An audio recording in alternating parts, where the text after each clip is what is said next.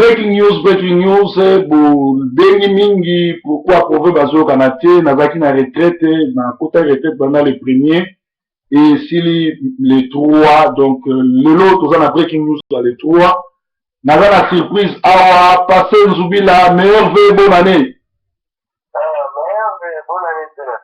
Ok, bandeko bandiko yeba, parce que, ba news tozui, au salaki émission samedi, balingi so meka na TVT, bali baboma yo, problème eza ndenge nini? Ndenge kotanga na website. Ouais. Équipe na ngai komaka na website parce que toza na l'air awa. Ouais. Ce n'est pas que balingi so naleka na TVT na moni ke naleka te parce que eza maintenant. Apparemment, les malekaki, normalement, dans la website, dans la ligue, dans la Tegobatangi, équipe Nangai, ils ont tellement mobilisé, na Kin, na Allemagne, partout, place, partout, va travailler à la website, dans la Zali, alors, René Samadi, Boutou, et on avait des gars, qui ont article dans la website, pour la, partout, va déjà, informé au cas où, pour me y en fait, là, les gars qui la website, la télévision, la lobaki, la monnaie qui est juste là, sur Kamboula, il a fallu, que ça, nous, la salle qui va répondre par maman. Ouais. Et puis, qu'on peut ça, bateau, et en laï, na yoka na bango, mbote, mais la salle qui. Mais, apparemment, il y a un groupe où il y a pas de négo. Na utanga kombote na utanga kombole na utanga misera ejer ezana kuko bandiko uba sepela kina passage na TVT siko bandiko oba sepela kite basali nini to bandiko oba za bazuba odumu na zuba lera monika ngala television bia lokola passage bila za television siki ejer na rozunga siki Salomon rozunga donc pour bandiko wana ezaki pourquoi ngai na veki na télévision na film bilote eki na lobi quand même alamu na bino ba pasteur Mwila et tout ça alors bandeko wana bamona elaki lokola ngai na veki na télévision nguluba yo kozonga eze na kozonga bayebi te ki ye kutu lobaki kozonga na chaîne wana te et puis bayebi pe te ke jeune pa lobaki kozonga na chaîne wana te ngai na bipesa bino mbote quand même parce que eza bato na ngai bapende ya mi tokokotilisa ona kanda te. Mais ces imbéciles-là pensaient peut-être que le gars là, il a pour nous, il a pas eu le bas jamais aux la chaîne. Ouais. Et puis, dans le bagage, le gars là, et j'ai la voyage, pendant que j'ai le bas jamais aux la chaîne. Mais madame, elle parle le bas jamais aux la chaîne. On a gagné dans le bon de la gagne pour la Adonga. On a le bas de la carte, dans l'amour, quand même pour que ça va. Alors, on va dire qui, bah, quand il va menacer de faire là, évidemment. Et pourquoi on a permettre l'État? S'il te plaît, awa mokili mombezo landa okoyo perso menace yango ezalaki nini balobaki nini pe bakosala nini loba please. Bon, depuis dimanche wana, depuis samedi wana nga na deki ba menace frère na ngai. Balobi nini permettre niki na yo alika na chaîne wana. Frère na ngai mais non azaliki na nga azala bien olika, elle ni alini parce que chaîne na ngai alors niki na nga pa lika. Ba menace ba dit soki kaka nekolo aleki miso tobandokoma okoma na ofcom atanga chaîne na yo alors frère na nga lobi no oyo kokosala bosala kaka tokofight yango zali sikoyo debate frère na nga na groupe ya bato wana bakuluna normalement baza bakuluna mais bazonga bango awa groupe de choc. Groupe de choc eza groupe ya pakuru papa ngoma na bayina oyo alobaka za maître atika na obeta ta mutu te ye akomi contre yo na biso po toloba vérité loba. Ouais. Mais il paraît que normalement la kine kuna batela na kuluma ko batamu na bambele na batuba. Alors ba yebi se siko frère na lake samedi sele le kina leki miso to kuya groupe de jeunes kuya wana to menacer to tia mugulu bado ngala welcome TV na Match TV. Ade ngala welcome TV. Ngala yebi ngala mwela mweza très dangereux na di meno. Soki bakuluna baza na kini. Eki ape na pote bakuluna bazali baza na komwa group shock. Siki konga mwebonga te konga leki na chaîne chez la route d'abord, il y a grand frère dans la propre, dans l'équipe et des petits frères. Et puis dans l'équipe, comme pasteur, là, il éclaircit ma maman, où il y a une question sur Noël. Et puis dans l'équipe, où là, on a fait ça, la route de la Bandeko, il y a là, il y a la route de la Bandeko. Et ça, il y a un problème de Congo, mais il y a une attaque de jeunes, mais il y a une attaque de Salomon, et que Patois, Bakoko, les gars, ils ont le coup de la il avait préparé de la pour la bango. C'est le moment où il y a un peu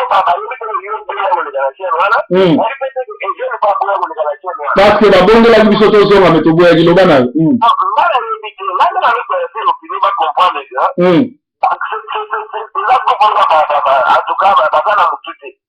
que ceux qui n'avaient pas dit que le vent en la chaîne ou la thé. Il y a eu un jeune en vent la chaîne ou la thé.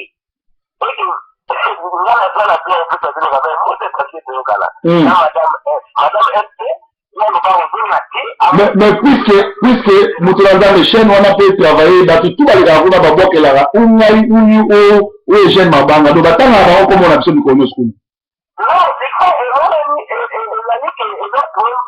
a un groupe de gens dans la chaîne à métal. Tu vois, parce que quand ça fait, la petit frère, mais c'est quoi, au moniteur que frère Mayo, en passant, toujours, ça va tout casser, Azongi n'est pas Nathalie, ça fait 4 jours, Moussala Tossalagine jeune, Salike, Azongi n'est pas Libala Naye, Sony na signature, Aluka de délivrance, au moins que frère n'a pas les cabotés. Frère n'a pas monité que frère n'a pas à Sangyo Mabé, puisque yo zan de konaye. Yo que support yé, mais, parce qu'on va menacer, yé pe a yo ke libango. Non, il y a yo ke libango, parce que là, il y a lobby na yé, en tout cas, ils sont très risquants. On a la nega, pour la vie, la vie, on a vu que nous sommes la vie, les jeunes, la même, on va solo. On va tout à fait, la parcourir, la va faire la magie. Parce que là, on a dit, ma traité, la vie, là. Mais, ouais, c'est que, bateau, yo, bateau, bateau, dans la tête, bateau, la fleur, là. Bon, likamote, pasa nzubila, siko, batu nyoso barandaka yo, batu nyoso batakozela yo koleka na TV, message nyoso pesa bango. Bon, message wana bango eza kosala na presse bana mboka na biso oyo soi-disant baza komidela bakambi ya communauté, mais batu wana nde bazoboma communauté na biso. Et puis batu wana balingi te Congo ezala délivre. Parce que tosali kaka une année mpona kosala makili na makasi mpo kabila dégagé. Mais sikoyo batu wana vraiment en réalité likuluna oyo baza dirige na bato baza komidela bacommunauté, parce que soki vraiment il y avait un pastoral à la pasteur Awa, il y avait un président de la communauté congolaise. En tout cas, il a fallu que nous avons la photo à Londres, on va nous menacer, nous sommes congolais, mais on va avoir un recyclage. Mais si on fait un là, il y a qui a un colochien, on va menacer là, il y a des pasteurs. Par exemple, qu'on menacer frère, là, on va nous faire même, continuer avec ce message à Madé. Mais c'est là,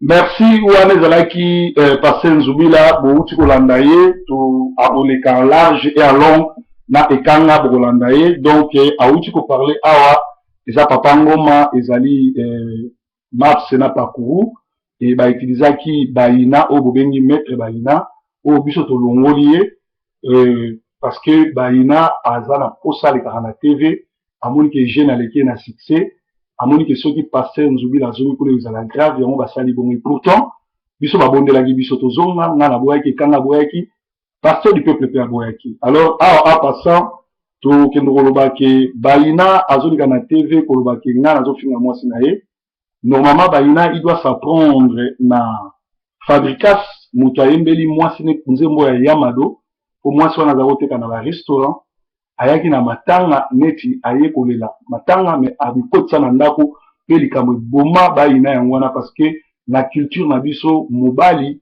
soki akufeli mwasi esengeli basokola ye ou bien akende na l'église ba délivrer ye mais ye asala ngote akotisa Mamadou Nandako et lelo oyo nzemona Mamadou ngam na dimisi ngote à se prendre na yemoko pe na pesi rendez-vous le 10 na kozala na Londres l'émission na ikanga na McDonald ya West Ham na koya ngamoko sokala mobali ya solo tokutana wana et kozala bien.